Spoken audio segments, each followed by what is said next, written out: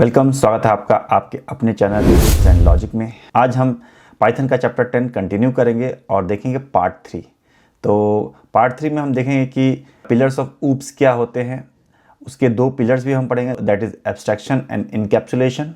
और जो एब्स्ट्रैक्शन का एक मेथड है, काइंड ऑफ बोल सकते हैं, एक तरीका है प्राइवेट और पब्लिक एट्रीब्यूट्स एंड मेथड्स का, वो भी हम देखेंगे। काफ़ी इंटरेस्टिंग टॉपिक रहने वाला है, तो बिना कोई देरी किए शुरू करते हैं। ऊप्स के क्या पिलर्स हैं ये देखते हैं। तो बेसिकली जो ऑब्जेक्ट ओरिएंटेड प्रोग्रामिंग है, वो चाहे आप पाइथन में पढ़िए, जावा में पढ़िए, C++ में पढ़िए, किसी भी ऑब्जेक्ट ओरिएंटेड प्रोग्रामिंग पढ़िए, उसके 4 पिलर्स होते हैं। पहला होता है एब्स्ट्रैक्शन, दूसरा होता है इनकैप्सुलेशन, तीसरा होता है इनहेरिटेंस और चौथा होता है पॉलीमॉर्फिज्म। तो आज की क्लास में हम एब्स्ट्रैक्शन और इनकैप्सुलेशन पढ़ेंगे, और ये जो private and public attributes and methods होते हैं, वो काइंड ऑफ एक एब्स्ट्रैक्शन का ही पार्ट बोल सकते हैं, वो हम देखेंगे। पहले देखते हैं कि एब्स्ट्रैक्शन होता क्या है। So abstraction is a process of hiding implementation details and exposing only the functionality to the user. तो क्लास क्या कर रहा है, कैसे कर रहा है, उस पर हम ध्यान नहीं देते, उसको हम यूजर से छुपा के रखते हैं। एक्चुअल में रिजल्ट जो आ रहा है वही यूज़र को पता रहता है। तो मान लो कि आपका एक क्लास है स्ट्रिंग क्लास होता है, राइट। अब दो स्ट्रिंग को ऐड करने पे क्या होता है, कॉन्कैटिनेट करता है। तो कॉन्कैटिनेट कैसे करता है बैकग्राउंड में, वो यूज़र को नहीं पता होता है। उसको यूज़र को बस ये पता होता है कि अगर मान लो एक S1 स्ट्रिंग है और एक S2 स्ट्रिंग है, तो इन दोनों का जो कॉन्कैटिनेशन है वही आउटपुट देगा। तो इसी को बोलते हैं एब्स्ट्रैक्शन। तो बेसिकली आप क्या करते हो कि आप जो अपना लॉजिक होता है, ये सब आप अपने कोड में लिखते हो, और यूज़र को उसके बारे में कुछ भी आइडिया नहीं होता है। यूज़र को बस ये पता होता है कि अगर आप उसकी ऑब्जेक्ट को यूज़ कर रहे हो, या उस ऑब्जेक्ट के कुछ फंक्शंस यूज़ कर रहे हो, या एट्रीब्यूट्स यूज़ कर रहे हो, तो वो क्या आउटपुट देगा यही उसको पता होता है। उसके अलावा वो कैसे काम कर रहा है, क्या कर रहा है, इसके बारे में यूज़र को कुछ भी नहीं पता होता है। तो यही है एब्स्ट्रैक्शंस। तो उसका एक एग्जाम्पल यहाँ पे देख लीजिए। A driver will focus on the car functionality, start, stop, accelerate और ब्रेक। तो अगर आप कार चला रहे हो तो आपको बस पता होता है कि भाई स्टार्ट कैसे करना है, स्टॉप कैसे करना है, एक्सीलरेट कैसे करना है, ब्रेक कैसे करना है। मतलब कि आप ब्रेक दबाओगे तो वो गाड़ी रुक जाएगा, एक्सीलेटर पे दबाओगे तो गाड़ी थोड़ा तेज भागेगा, स्टार्ट करोगे बटन से तो गाड़ी स्टार्ट होगा, स्टॉप करोगे तो स्टॉप होगा। लेकिन उसके बैकग्राउंड में, उसके अंदर में वो कैसे काम कर रहा है, उसकी फंक्शनैलिटी कैसे चल रही है, इसके बारे में आपको कोई जानकारी नहीं होती है। तो यही है एब्स्ट्रैक्शन। तो एब्स्ट्रैक्शन में जैसे कि अब है, तो हम ये बोल रहे हैं कि भाई हम यूज़र को पूरा डिटेल नहीं देते हैं, जस्ट क्या वो कर रहा है चीज़ें, उसके बारे में हम बताते हैं। तो इसी तरह से अगर मान लो कि एक ऑब्जेक्ट हमने बनाया, और अगर एक यूज़र उस ऑब्जेक्ट के डिटेल्स को चेंज कर दे रहा है खुद से, तब तो ये गड़बड़ है। मान लो कि कार मैन्युफैक्चरर ने बना के दिया, और जो ड्राइवर है वो उसके इंजन में कुछ छेड़छाड़ कर रहा है, उसको चेंजेस कर रहा है या कुछ वो कर रहा है, तब तो भाई आगे चल के वो दिक्कत कर सकता है। तो इन सब को अवॉइड करने के लिए क्या किया जाता है कि भाई जो काफ़ी क्रूशियल चीज़ें होती है उनको यूज़र उसको चेंज ना कर पाए, इसके लिए हम उसको उसके एक्सेस से दूर रखते हैं। तो मान लो कि आप चाहते हो कि एक ऑब्जेक्ट आपने बनाया, मान लो स्टूडेंट आपने बनाया, उस ऑब्जेक्ट का जो नाम है वो किसी यूज़र से आप उसको अपडेट नहीं होने देना चाहते हो, तो भाई उसको तो भाई आपको प्रोटेक्ट करके रखना पड़ेगा। तो जो प्रोटेक्शन होता है उसको बोलते हैं हम प्राइवेट करना किसी चीज़ को। तो अगर मान लो कि आप अपने लाइफ के चीज़ों को प्राइवेट कर दोगे तो किसी को उसके बारे में पता नहीं चलेगा, तो उससे कुछ छेड़छाड़ नहीं कर सकता। उसी तरह से हम क्या करते हैं कि किसी ऑब्जेक्ट के एट्रीब्यूट्स को या उसके मेथड्स को हम प्राइवेट कर देते हैं, ताकि यूज़र उससे कुछ छेड़छाड़ ना कर सके, उसमें कुछ अपडेट ना कर सके, और उससे कुछ डिलीट ना कर सके। इसी को बोलते हैं हम प्राइवेट एट्रीब्यूट्स। तो अभी देखते हैं कि प्राइवेट एट्रीब्यूट्स बनाते कैसे हैं, उसको एक्सेस करना हो वो कैसे कर सकते हैं, ये सब चीज़ें अभी देखते हैं। हमारा क्लास था स्टूडेंट क्लास, तो वो बना लेते हैं class student colon.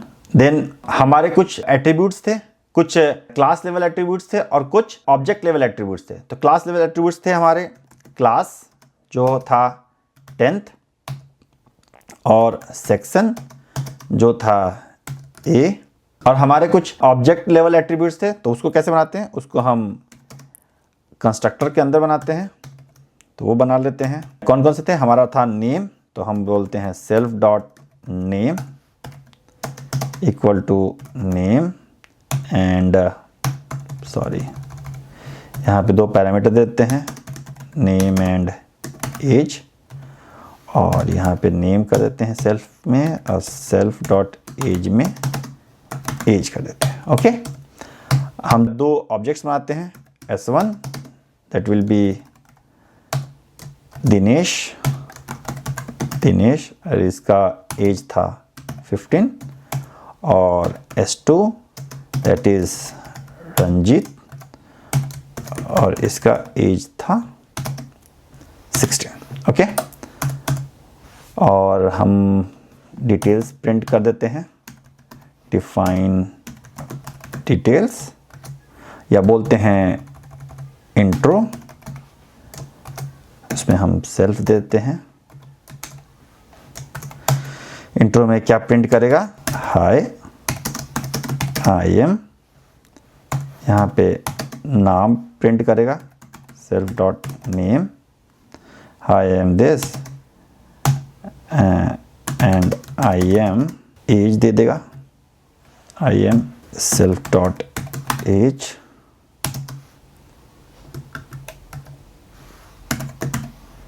Years old.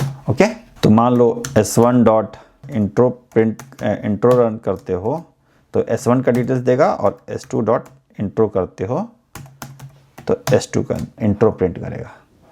Right, Dinesh और रंजीत का इंट्रो प्रिंट कर दिया। तो ये तो अब क्या है कि अगर मान लो आपने ऑब्जेक्ट बना दिया और उसके बाद आप चाहते हो उसका नाम चेंज करना, तो वो कर सकते हो। तो मान लो S1 डॉट, मान लो कि इसका नाम चेंज करना है, तो नेम इक्वल टू अगर आप कर दोगे रजनीश, तो क्या करेगा? इस दिनेश को चेंज करेगा रजनीश से। तो ये देख लेते हैं यहाँ पे, तो इसको हम कर देते हैं इस जगह पे, और S1 का इंट्रो फिर से हम करते हैं, तो देखते हैं क्या होता है। तो ये देखिए, पहले ये दिनेश था, बाद में ये यहाँ पे रजनीश हो गया। तो आप जब एक बार स्टूडेंट बना दिए, उसका नाम तो चेंज होगा नहीं, नाम तो हमेशा एक ही रहेगा। और नाम अगर चेंज होता भी है तो किसी स्पेशल इवेंट पे चेंज होगा, कि मान लो वो बंदा अपना नाम चेंज करता है, ऐसे रेगुलरली कोई भी तो चेंज नहीं कर सकता है। तो इसको कोई चेंज ना कर पाए किसी नॉर्मल प्रोसेस के थ्रू, इसलिए हम क्या करते हैं कि ये जो एट्रीब्यूट है इसको हम प्राइवेट कर देते हैं। तो मान लो कि अगर मैं नेम को प्राइवेट कर दूंगा तो वो यहाँ पे इसको चेंज नहीं कर पाएगा। तो प्राइवेट, किसी भी एट्रीब्यूट को प्राइवेट करने का तरीका है कि उसके आगे डबल अंडरस्कोर दे दो। जैसे ही आप इसको डबल अंडरस्कोर दोगे, ये क्या करेगा? इसको एक प्राइवेट बना देगा, और उसके बाद आप इसको यूज़ नहीं कर पाओगे क्लास के बाहर। तो मान लो कि जैसे कि इसको हम अभी कमेंट आउट कर देते हैं। अभी जब आप नॉर्मली आप इंट्रो करोगे तो यहाँ ओके, यहाँ भी आपको अपडेट करना पड़ेगा क्योंकि ये एट्रीब्यूट चेंज हो गया। ठीक है, इसको रन करते हैं। अभी तक तो कोई दिक्कत नहीं है, इसको हम एक्सेस कर पा रहे हैं। किससे कर पा रहे हैं? इस फंक्शन से। ये फंक्शन कहाँ डिफाइंड है? क्लास के अंदर में डिफाइंड है।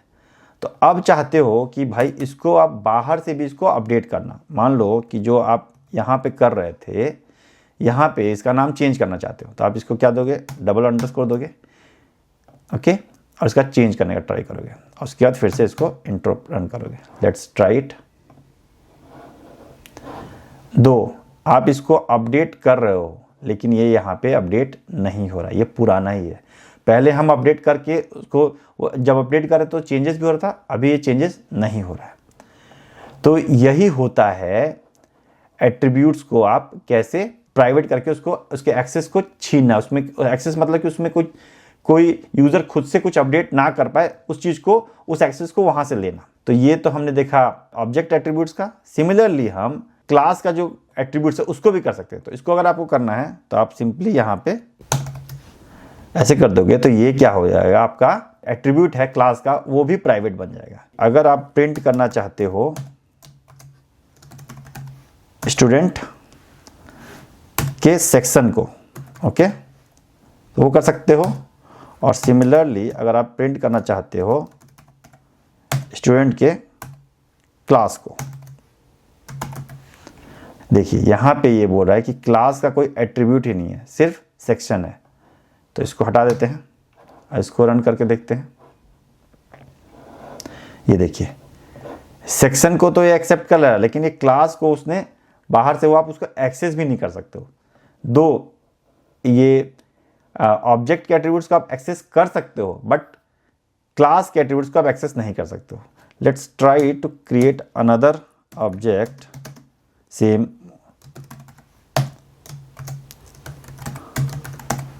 दिनेश एंड एज है 15, और आप ट्राई कर रहे हो प्रिंट करने का S1 का नेम। ओके, देखते हैं ये कर पाते हैं कि नहीं। इसको भी आप प्रिंट नहीं कर पाओगे। दो उसको आप ट्राई करोगे अपडेट करने का तो वो अलाउ करेगा, बट जब अगर उसको आप एक्सेस करने का ट्राई करोगे तो वो एक्सेस नहीं कर सकते हो, राइट। तो यही है आपका प्राइवेट और पब्लिक एट्रीब्यूट्स। तो जो भी विदाउट डबल अंडरस्कोर है वो आपके पब्लिक है, और जो भी स्टार्टिंग में डबल अंडरस्कोर है वो प्राइवेट है। तब आपके दिमाग में एक क्वेश्चन आएगा कि अगर मान लो कि आपको इसको अपडेट करना है तो कैसे कर सकते हो। मान लो कि कोई प्रोसेस है, मान लो कि बंदा नाम चेंज कर रहा है, और मान लो कि कोई एडमिन है जो इसको अपडेट करना चाहता है। अगर कोई नाम बंदा चेंज करता है तो उसको अपडेट करना पड़ेगा। तो उसके लिए हम क्या कर सकते हैं कि हम एक मेथड बना सकते हैं। जैसे कि हम यहाँ पे इसको एक्सेस कर पा रहे हैं, इसी तरह से हम इसको अपडेट भी कर सकते हैं। तो मान लो कि आप एक मेथड बनाओ, डिफाइन, मेथड का नाम दो अपडेट नेम। ओके, तो ये मेथड मैंने क्या बताया था कि जब आप क्लास के अंदर कुछ भी मेथड्स है उसके थ्रू कर सकते हो, लेकिन क्लास के बाहर ऑब्जेक्ट के थ्रू नहीं कर सकते हो। तो यहां पे आप क्या करोगे कि जो भी आप नेम पास करोगे उसको वो अपडेट कर दे ये नेम में, जो प्राइवेट एट्रीब्यूट हमने बनाया है। तो आप सिंपल करो अंडरस्कोर उसको नेम, और यहां पे आप पास कर दो नेम। तो अभी हमने बनाया था यहाँ पे दिनेश, और इसका हमने इंट्रो देखा था, इंट्रो। अब हम चाहते हैं कि इसके बाद इसका नाम हम चेंज कर दें। तो नाम अगर चेंज करना तो आपको अपडेट नेम के थ्रू जाना होगा। तो आप सिंपल करोगे S1 डॉट अपडेट नेम, और इसमें नया नाम क्या है, रजनीश। ओके, और उसके बाद आप अगर S1 डॉट इंट्रो करते हो तो देखो क्या होता है। पहले ये दिनेश था, बाद में रजनीश हो गया। तो बेसिकली अगर आपको प्राइवेट एट्रीब्यूट्स के वैल्यू को चेंज करना है तो वो आप किसी मेथड के थ्रू चेंज कर सकते हो।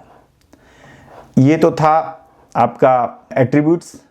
अब उसी तरह से होता है प्राइवेट मेथड्स कैसे होते हैं। सिंपली जैसे हमने यहाँ पे डबल अंडरस्कोर के साथ हमने ये बनाया था एट्रीब्यूट्स, उसी तरह से हम डबल अंडरस्कोर के साथ आपके मेथड्स भी बना सकते हैं। तो अगर आप चाहते हो कि अपडेट नेम जो है वो कोई क्लास के बाहर से यूज़ ना कर सके, कोई ऐसा फंक्शन हो जो क्लास के अंदर हो वही उसको यूज़ कर सके, उसके लिए आप क्या करो, डबल अंडरस्कोर कर दो।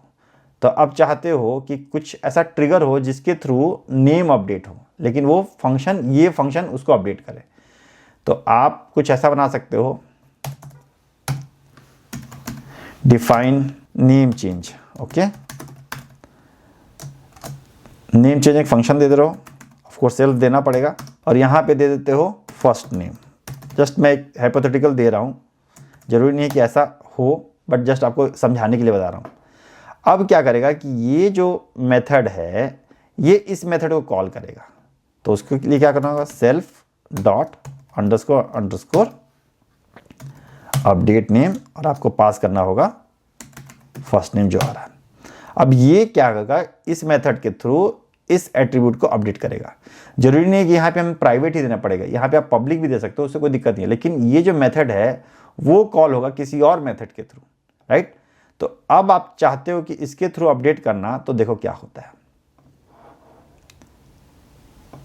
एरर आ गया, ये बोला कि डबल अंडरस्कोर देना होगा। ठीक है, देते हैं डबल अंडरस्कोर, ट्राई करते हैं क्या होता है। Student object has no attribute update name. देखिए ये अपडेट नेम कोई भी एट्रीब्यूट नहीं है, इसलिए ये नहीं हो पा रहा है। तो अब हम चाहते हैं कि यहाँ पे हम नेम चेंज फंक्शन के थ्रू इसको अपडेट करें। Okay, let's see. देखिए, पहले ये दिनेश था, अब ये रजनीश हो गया। तो हुआ क्या कि ये नेम चेंज फंक्शन कॉल हुआ, ये गया और ये फिर ये प्राइवेट मेथड को कॉल किया। प्राइवेट मेथड जब कॉल हुआ तो ये जाके इस प्राइवेट एट्रीब्यूट को अपडेट किया और ये एट्रीब्यूट यहाँ पे जब हम इंट्रो मेथड कॉल किए तो यहाँ पे अपडेट हुआ।